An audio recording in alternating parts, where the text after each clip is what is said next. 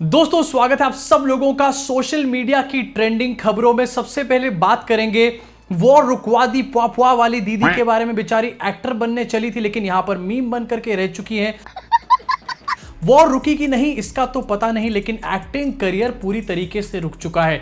अब इनका एक और वीडियो बहुत ज्यादा वायरल हो रहा है जहां पर इन्होंने एक और पॉलिटिकल पार्टी के लिए एक्टिंग करी थी। उनकी एड में कौन सी पॉलिटिकल पार्टी?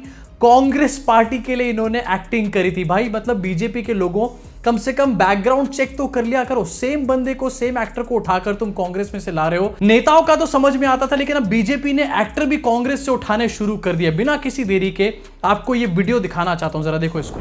कैसी भी सिचुएशन हो मोदी जी हमें घर ले आएंगे। हम करते हैं उनसे बेहद प्यार। मेरा परिवार। વખતે આપણી પાસેથી વોટ લીધા પછી આપણી પાસેથી ટેક્સ લીધા પછી આપણને શું આપ્યું છે આ ભાજપની સરકારે? તૂટેલા ભાંગેલા રસ્તા? કોંગ્રેસ કરશે ગુજરાત। હું ગુજરાતમાં તારી સાથે છું।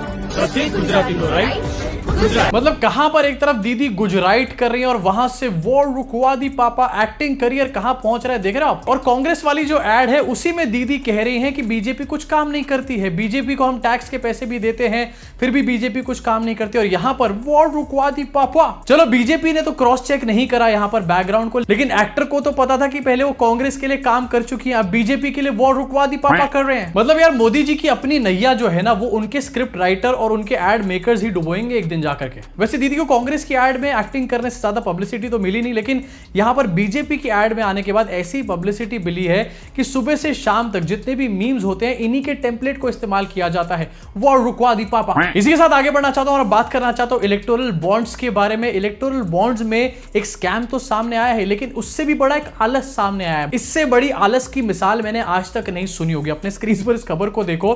Modi government allowed BJP to illegally encash expired electoral bonds, यानी कि पहले तो इन्होंने इलेक्टोरल बॉन्ड्स लेकर के आए, उसके बाद मोदी गवर्नमेंट ने अलाउ किया एसबीआई को फोर्सफुली प्रेशर डाल के बोला कि बीजेपी के पास जो एक्सपायर्ड इलेक्टोरल बॉन्ड्स पड़े हैं उनको भी इनकैश करो। अरे मोदी जी इलेक्टोरल बॉन्ड्स लेकर के आ चुके थे, टाइम से इनकैश भी कराए नहीं जा रहे क्या? जो लोग सोचो इलेक्टोरल बॉन्ड्स को इनकैश कराने के अंदर इस तरीके से हीला हवाली कर रहे हैं, इस तरीके से टालमटोली वाला एटीट्यूड अपना रहे हैं, वो आखिरकार देश के लिए काम करने में कौन सी टालमटोली करते होंगे, इससे साफ साफ देखने को मिल रहा है। इसी के साथ इस खबर का थोड़ा सा और ब्रीफ भी यहां पर पढ़ लेते हैं। Union finance ministry forced SBI to accept expired bonds against its own rules in favour of BJP, show new disclosures. मतलब खुद ही ने जो रूल बनाया था एसबीआई ने कि 15 दिन के अंदर इस बॉन्ड को इनकैश करा लेना है, उसी रूल के अगेंस्ट जाकर के इन्होंने एक्सपायर्ड इलेक्टोरल बॉन्ड्स को भी इनकैश कर दिया, वो भी सिर्फ भारतीय जनता पार्टी के लिए। लेकिन नहीं, भक्त अभी भी बोलेंगे यहां पर कोई करप्शन नहीं हुआ, कोई भी दाल में काला नहीं है। मतलब यार यहां पर पनौती प्रो मैक्स होता हुआ मुझे दिखाई दे रहा है। पहले इलेक्टोरल बॉन्ड जो है उसके ऊपर कार्रवाई चल रही है, उसके ऊपर रोक लगा दी गई है, उसको एक स्कैम के तौर पे देखा जा रहा है, उसको देखा जा रहा है कि कहीं बीजेपी ने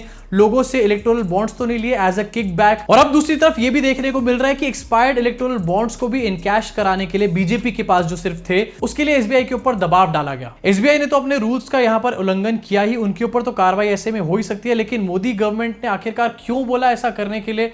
भाई देखो ब्राउनी पॉइंट्स नहीं है गेस करने के लिए, आपको अच्छे तरीके से पता है क्योंकि मोदी की गारंटी है यहां पे हर चीज में। इसी साथ आगे बढ़ना चाहूंगा और बात करना चाहूंगा फिर से सुप्रीम कोर्ट के बारे में। काफी ज्यादा एंग्री मोड में आजकल सुप्रीम कोर्ट नजर आ रहा है। कहीं ऐसा ना होने वाला टाइम में लाइव चाय वाले चीचा को बुला करके उन्हीं की पनौतियां लगानी शुरू कर दें। खैर न्यूज अब ये सामने निकल कर आई है कि सुप्रीम कोर्ट ने यहां पर पतंजलि आयुर्वेदा के मैनेजिंग डायरेक्टर आचार्य बालकृष्ण और योग गुरु बाबा रामदेव को सुप्रीम कोर्ट अपीयर होने को कहा है अगली हियरिंग में। मामला जो है वो फर्जी एडवर्टाइजिंग से जुड़ा है। वो एडवर्टाइजिंग जो फॉल्स क्लेम्स करती है उसको लेकर के पतंजलि के ऊपर एक केस चल रहा था और यहां पर कोर्ट ने उनको नोटिस भेजा था जिसका जवाब बाबा रामदेव ने देना जरूरी नहीं समझा, क्योंकि भाई जवाब देने की जिम्मेदारी जो है वो अरविंद केजरीवाल को है, ईडी को जवाब जरूर देना चाहिए। लेकिन यहां पर जब सुप्रीम कोर्ट की बात आती है तो बाबा रामदेव जवाब ना दे क्या फर्क पड़ता है? लेकिन अब सुप्रीम कोर्ट को फर्क पड़ता है क्योंकि यहां पर मॉडल कोड ऑफ कंडक्ट लागू हो चुका है और बीजेपी के पास अपने लोगों को बचाने के लिए बहुत ज्यादा तरीके हैं भी नहीं। तो अब यहां पर सुप्रीम कोर्ट बाबा रामदेव को भी टाइट कर रही है, उनको अगली हियरिंग में बुलाया है।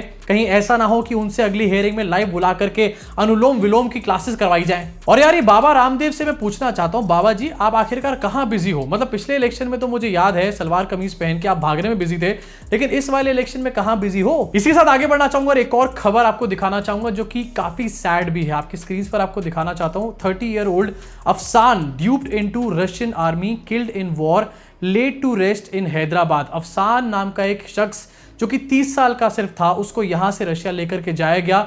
उसके बाद वहां पर उसको बेवकूफ बना करके वहां की आर्मी में घुसेड़ा गया और यूक्रेन और रशिया की वॉर में डाल दिया गया और उसके बाद उसकी जान चली गई। अभी रिसेंटली उसका शव आया है। और सिर्फ अफसान ही यहां पर नहीं है, एक और शख्स है जो कि गुजरात का है, उसकी भी इसी तरीके से मृत्यु हुई। लेकिन नहीं, यहां पर विश्व गुरु भाई साहब, इंटरनेशनल डंका वाले भाई साहब जो हैं, वो हमारे देश के नौजवानों को बाहर भेज रहे हैं। इतना अच्छा नैरेटिव सेट करके दिखाएंगे कि सुबह सुबह व्हाट्सएप वाले अंकल जो हैं उनका प्रेशर बन जाएगा। लेकिन सोच रहे आप अपने आप में कितनी ज्यादा बड़ी ये बात है। हमारे देश का जो नौजवान युवा है वो हमारे देश के लिए जान नहीं दे रहा, वो रशिया यूक्रेन के लिए जान दे रहा है। ये है विश्व गुरु, ये है इंटरनेशनल डंका। और अभी थोड़े दिन पहले जब इजराइल यहां से काफी सारे नौजवानों को भेजा जा रहा था तो उसको लेकर भी बीजेपी के लोग काफी खुश हो रहे थे और ये कह रहे थे कि देखो भाई, इजराइल में ये लाखों में कमाएंगे और अपने घर में पैसे भेजेंगे। अरे भैया, लाखों में कमाए ना कमाए, कहीं इस तरीके से वापस ना आ जाए, क्योंकि तुम्हारे को तो फर्क नहीं पड़ेगा लेकिन इनकी फैमिलीज को बहुत ज्यादा इंपैक्ट पड़ता है। ऐसी खबरों से पूरे के पूरे परिवार उजड़ जाते हैं। खैर, इसी उम्मीद के साथ आगे बढ़ना चाहूंगा कि ऐसे आने वाले टाइम में कोई खबर देखने को और नहीं मिलेगी हमारे को। लेकिन अब जिस खबर को आपको दिखाना चाहता हूं वो अल्टीमेट हिपोक्रेसी प्रो मैक्स, पता नहीं मैं क्या क्या बोल दूं इसको। नारायण मूर्ति थोड़े दिन पहले तक कह रहे थे 70-70 घंटे काम करना चाहिए युवाओं को। हमारे देश के युवा जो हैं वो ज्यादा पैसे कमाना चाहते हैं लेकिन ज्यादा काम नहीं करना चाहते। उनके बारे में एक न्यूज निकलकर सामने है। उन्होंने अपने ग्रैंडसन को 15 लाख इंफोसिस के शेयर्स जो हैं वो गिफ्ट करने का काम किया। सो इजी, सो कन्वीनियंट। 70 घंटे काम नहीं करना पड़ा ना उस बच्चे को, क्योंकि यहां पर नारायण मूर्ति चीचा इंफोसिस के मालिक हैं। और खबरदार जो यहां पर नेपोटिज्म की बात किसी ने बोली, क्योंकि नेपोटिज्म सिर्फ कांग्रेस विपक्षी पार्टी और सिर्फ बॉलीवुड के अंदर है, इन लोगों के अंदर नहीं है। चलो, इस खबर को देख करके एक सुकून ये भी है कि किसी के खाते में तो 15 लाख आए। भक्त तो बेचारे अभी तक वेट ही कर रहे हैं, 10 साल हो चुके हैं। थोड़ी सी डिटेल भी वैसे आपको बता देना चाहता हूं। ये जो 15 लाख शेयर्स इन्होंने यहां पर गिफ्ट करे हैं, इसकी वैल्यू जो है 240 करोड़ रुपए है। ये लोग जो अपने आप को कहते हैं सिंप्लिसिटी के मसीहा हैं, हम लोग अपने ग्रैंडसन को उसके 4 महीने कंप्लीट होने पे 240 करोड़ के शेयर्स गिफ्ट कर रहे हैं। So simple. लेकिन इसके बारे में कोई भी अब बात नहीं करने वाला, क्योंकि सुधा मूर्ति का जो सिंप्लिसिटी वाला कैंपेन था वो सिर्फ था राज्यसभा की टिकट पाने के लिए और राज्यसभा जाने के लिए। राज्यसभा की टिकट मिल चुकी है, उनको सीट मिल चुकी है।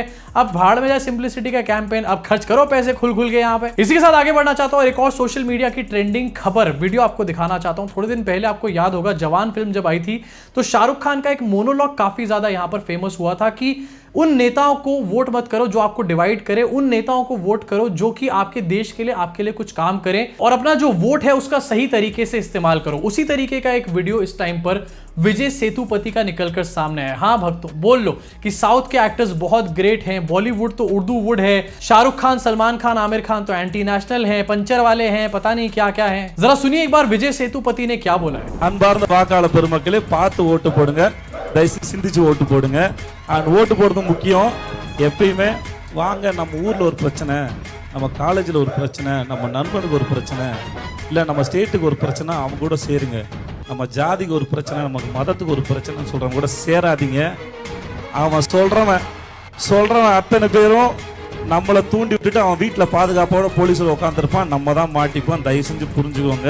मुझे नहीं पता ये कौन सी लैंग्वेज है, शायद ये मलयालम हो सकती है, लेकिन जो बात इन्होंने बोली है इस लैंग्वेज के अंदर भी मुझे समझ में आ रही है। ऑल थैंक्स टू वैसे सबटाइटल्स ऑल्सो। लेकिन यहाँ पर ये कह रहे हैं कि जो लोग तुम्हारे को बांटते हैं वो अपने घरों के अंदर सेफ बैठते हैं, ऐसे लोगों को वोट मत करो, उसको वोट करो तुम्हारे देश के लिए, तुम्हारे दोस्तों के लिए, तुम्हारे फैमिली के लिए, तुम्हारे बच्चों के लिए, तुम्हारे स्टेट के लिए काम करे, ऐसे लोगों को वोट करो, अपने वोट का सही तरीके से इस्तेमाल करो। मतलब वही बात जो शाहरुख खान ने जवान में बोली थी, यहां पर विजय सेतुपति ने बोली है। और आखिरकार ये हो क्या रहा है इस टाइम पर? वो साउथ का सिनेमा जिसको कि भक्त सर पे चढ़ा करके घूम रहे थे, ये मोदी जी के बहुत प्रिय हैं, ये बहुत अच्छे हैं, ये बहुत हिंदू हैं, ये कह रहे थे, आज ये पता चल रहा है कि वही साउथ का सिनेमा साफ साफ ये कह रहा है कि बीजेपी जैसी पार्टीज को वोट मत करना इलेक्शन में। वैसे बीजेपी को वोट की अपील ना करने वाले सिर्फ विजय सेतुपति, शाहरुख खान नहीं है, बल्कि एक और है यहाँ पर, सोनम वांगचुक। ये वही है जिनके ऊपर एक कैरेक्टर बनाया गया था 3 इडियट्स का, आमिर खान वाला, फुंगसुक वांगडू। और इस टाइम पर सोनम वांगचुक जो हैं वो आमरण अनशन पे बैठे हुए हैं। क्यों बैठे हुए हैं? क्योंकि उनकी कुछ डिमांड्स हैं,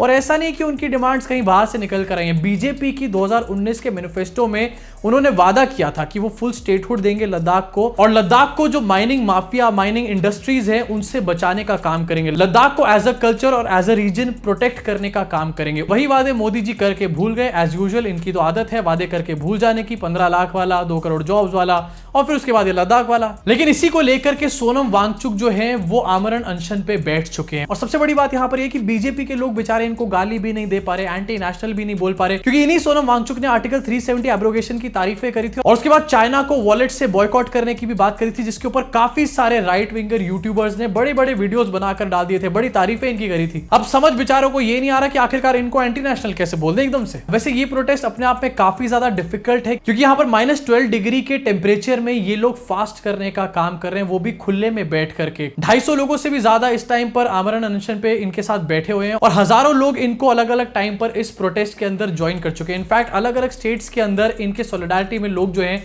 वो प्रोटेस्ट करने का काम कर रहे हैं। लेकिन मेन स्ट्रीम मीडिया नहीं, वो आपको कैसे दिखाएंगे? वो आपको लद्दाख के बारे में सिर्फ तभी दिखाएंगे जब मोदी जी लद्दाख जाएंगे। अब इसी के साथ आपका क्या रिएक्शन है इस प्रोटेस्ट के ऊपर, और साथ में वॉर रुकवा दी पापा वाली वीडियो के ऊपर आपका क्या रिएक्शन है? अपनी भड़ास को पूरी तरीके से कमेंट सेक्शन में निकाल डालो। मैं आपसे मुलाकात करूंगा इस चैनल के अगले वीडियो में।